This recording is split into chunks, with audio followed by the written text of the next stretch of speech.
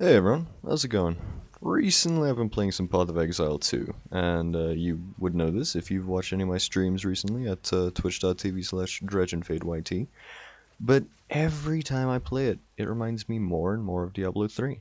I don't know exactly why, maybe it's the setting, maybe it's the just general gameplay feel of it, but I don't know, it just keeps reminding me of Diablo 3, and for those who didn't know, it's probably the most controversial of all the Diablo games. It took a drastic shift in the gameplay loop, and I think it paid off quite well. It's personally my favorite game in the series. I've played the second one, the third one, and the fourth one, and I was actually a beta tester for the fourth one. I actually thought that the game was great. I really enjoyed it, and I actually thoroughly enjoyed it. I finished the campaign on day one, did quite a bit of the optional story after that, and even did some of the higher world tiers. But today, we're not really talking about Diablo 4. I might make a separate video on that because I am actually kind of disappointed in that, as a lot more people are as well. It's not exactly cool the way they went about that, but anyway, that's another plan for another day. Today, we're talking about Diablo 3. And Diablo 3, if you are living under a rock, the game came out back in 2012, and at the time when it came out, I was about 7.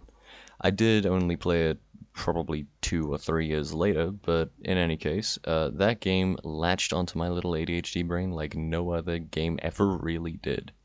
So, yeah, we're going to talk about Diablo 3 today. If you somehow, again, don't know anything about this game or just forgotten the story and everything, I will put a small spoiler warning here, but I'm only going to cover very basic parts of the game, like the themes and stuff, so really no need to worry about that. I'm not going to go into huge story things. I might just go over, like, the bosses, because I really love the boss design in this game. But, yeah, no need to really worry about the bigger picture or the story or anything. I might come back into a full story retrospective because I would love to re-experience the lore of this game, to be honest. And yeah, I'm kind of tempted to make a video on it, but that will be another thing for another day. Welcome everyone to Sanctuary, home to the humans, the demons, the beasts, and etc. etc. ad infinitum. There are so many different things in this. If I had to cover all of them, we'd be here for a while. We are a Nephilim, the only people that can defy the natural fate and grand order of the universe, and I think it's just a really great story beat. I think that's actually just such an old.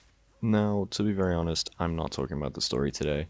As much as I would love to, as much as I really want to, I will keep that for a separate day. I was just inspired to talk more about the actual general feel of the game, the more architectural differences, the feel of the game, the themes of the game. That's what I want to talk about today. The actual story beats and stuff, that I will maybe make a separate video on. We will talk about that in the comments or on the likes. If I see this gets enough likes, I will definitely make it because I am already like a hair pull trigger away. But in any case, today we're just talking about the themes, and I just love the way that this game looks and presents itself. I will also dive into each chapter separately, so don't worry if you really want to see a specific chapter or a specific act in the game. I will leave links to it in the description of the video. But the thing I love the most about Diablo 3 is not the story, although it has an amazing one. It's not the characters, although they're very memorable, and I think a lot of them are just greatly designed and greatly just made. I love the characters in Diablo 3. But the thing I love the most about the game is this.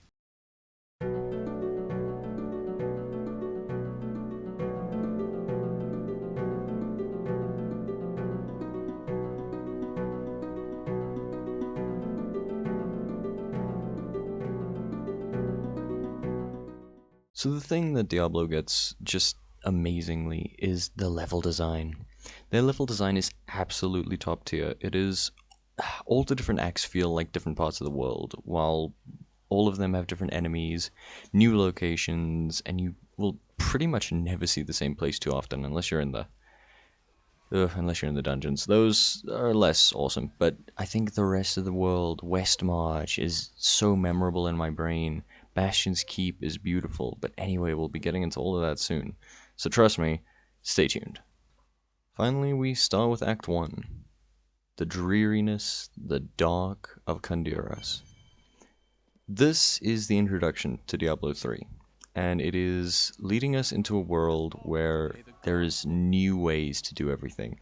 You learn about the new star that fell out of heaven. You save the townsfolk from Skeleton King, and you see most of what this game has to offer. New abilities, a new system, new everything. But the thing you see the most is the town, the villages, how everybody is suffering and struggling. And you see that in the world building. You see the big fires, the brigades, the moats around the city. You see everything that you need to. It paints a picture. You also see old Tristram. You see the old burial grounds. You see everything that shows you that this was once a place that people stayed. And it just isn't what it was anymore. It's so different. It is a different world. It's not Old Tristram anymore. The town itself is pretty much just a town from your worst German bedtime story. It is a dreary, dark place with dead littered all around. It's a depressing and, to be honest, just an awful place to be. But hey, I mean, what's not to love about all of that? Anyway, the main story of Act 1 kind of goes along the sign, or the way of the star, the one that fell out of heaven, and you kind of learn more about that. You learn more about the people around you, and you learn more about Deckard Cain and Leah Cain. Those are the main important characters. Again, I'm not going to really go over story, so just keep them in the back of your minds for now. This is a fantastic introduction to the game. You feel strong, but never too strong. You feel amazingly powerful, but there is always an enemy to challenge that power of yours. And it's a great way to introduce you to enemies and different types of enemies, like the spawners and the zombies, the animals and the brutes. It's all just a fantastic piece of level design. Okay, now here we start with Act 2. Act 2 changes the game from a dark, dingy little home in the middle of nowhere to a bright, sunny desert. The middle of Kechistan, harboring the entire second act of the game, is one of the zones we spend the most time in. A basic desert that then leads to some of the coolest and most beautiful places in the game. Places like the Dulgur Oasis and the Ancient Waterway, the Desolate Sands which leads to the Archives of Zoltan Kull. All of these are just places you can visit in the story, and I love that. Dulgur is one of the places I remember the most out of the entire game. Why? I don't know, don't ask me. It just is. And I love these areas. I can remember them for years and years to come. They are just fantastic pieces of level design. Whether for the story beats or just for a beautiful location, it's a treat the whole way through. Yet who could forget the Jewel of the East, Caldeum? Probably the most visually distinct area of the entire game, hell, if even the entire series. Decorated with lavish drapes, jewels as far as the eye can see, and such a different style that I don't think it's ever seen again to this type of grandeur in the entire franchise. The main antagonist of the final act is Belial, the Lord of Lies, who masquerades as the Emperor of Caldeum, leading Caldeum to its downfall and to Belial's death by her own hands. Belial tried to control Caldeum by bringing shapeshifters into the city and made them look like gods. We only see this right before the fight with the Nephilim and Belial. This is also the chapter that we finally find the Black Soulstone, the only thing strong enough to hold Diablo. Caldeum did return in Diablo 4, but I don't think it's nearly as good as the previous iteration in Diablo 3. It doesn't have the same majesty, the same prowess, but I think it's a decent attempt. On to my favorite act in the entire game. Act 3 takes us into the Dreadlands. Unlike the other acts in Diablo 3, nearly all the story happens at Bastion's Keep, which is the hub as well as the central point for almost all the story.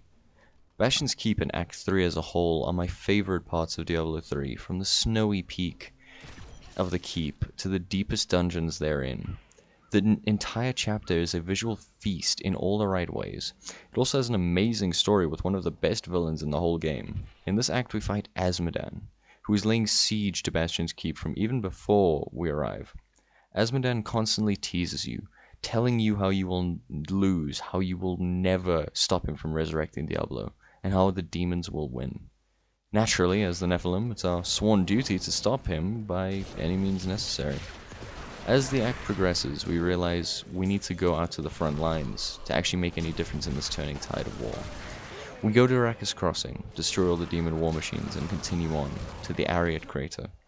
Down, down, the Tower of the Damned, the Tower of the Cursed, and finally, into the crater. Down into Asmodan's lair, where we finally slay the demon that has been laying siege to Bastion's Keep. At Asmodan's lair, he is one of the best bosses they've ever made, in my opinion. Not for his fight, not for his design, although his design is already amazing, but the way that he interacts with the player, the way that he interacts with the story as a whole is beautiful. I don't know why, but he's the main boss that stands out in my brain. The first one, whenever I think of Diablo, ironically, is Asmodan.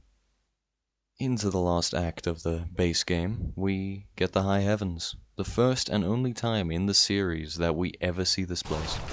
This is probably the shortest act in the entire game, and it's probably one of the most basic, but at the same time we get to meet all the angels, all of the archangels, and all of the most important characters in the series that we've never seen before.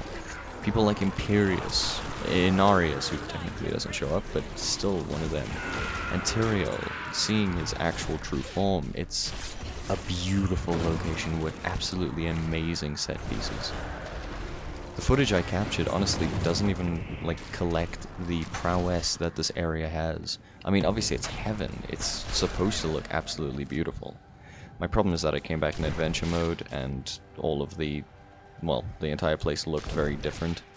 I don't exactly know why, and I can't really play through the entire game right now just to record 2 minutes of footage. But yeah, I think this is probably the most amazing set piece we get in the entire game. It is beautiful. It is a fantastic view of what the High Heavens would actually look like lore-wise. And I think it's just a very faithful way to do things in this game.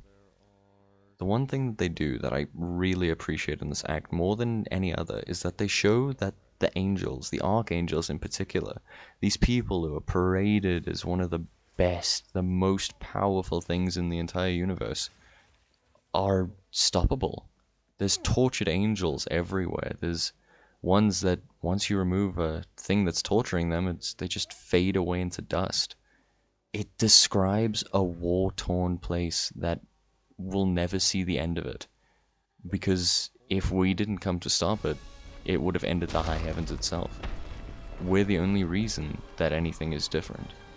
But obviously, with this being the end of the base game, we have to fight the primeval, Diablo himself. This is probably one of the most visually appealing fights in the entire game, if not the most visually appealing, besides maybe one I'll talk about just now. But he's a very simple fight, and I don't think that's a bad thing. Besides his whole shadow jutsu move, but other than that, he is a very fun fight, and I think a great way to send off the game. The High Heavens is an absolutely beautiful location, and I would play the game just to see it in its prime. Like Blizzard, please bring it back, just don't butcher it like you did Diablo 4, please. And finally, we have the final act of the game, and the only piece of actual, storied DLC that we got in the entire game. The Reaper of Souls expansion pack. Welcome to Westmarch, home of the people of Westmarch, obviously, and Malthael, the Reaper of Souls. Malthael, I just want to say, looks so damn cool. Whoever designed him did a absolutely fantastic job. And when I was looking for pictures of this game, I just kept getting pictures of Malthael. Just fun little piece of information. I kept getting fucking pictures of Malthael, and that's great, that's fine, but I was looking for pictures of Diablo, and no, Malthael just gets so many more pictures. Which doesn't bug me, I think Malthael looks so much cooler, but in any case, it's just annoying. Anyway, Westmarch is one of the only cities, if not the only cities in my personal opinion, that feels like people actually live there. They turn the gore aspect way up in this DLC. There's flesh monsters, reapers that literally reap your soul. The location is beautiful and so well made. It looks like an old European city with old European architecture in mind. Huge stone pillars, homes made from chiseled stone, and the general architecture of Westmarch as a whole. It feels very ancient European, or just older European at least. But as you progress further into the story, obviously run into Malthael. You get into his darkness dimension, and you fight him, and it's...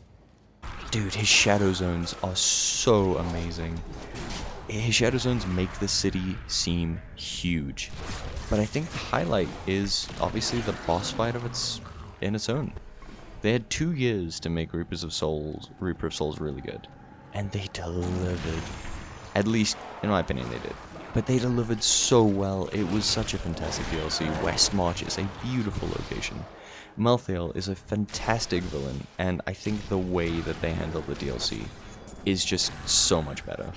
Now, if only they handled Vessels of Hatred the same way, then maybe we could have had a good DLC for Diablo 4, but, you know, whatever.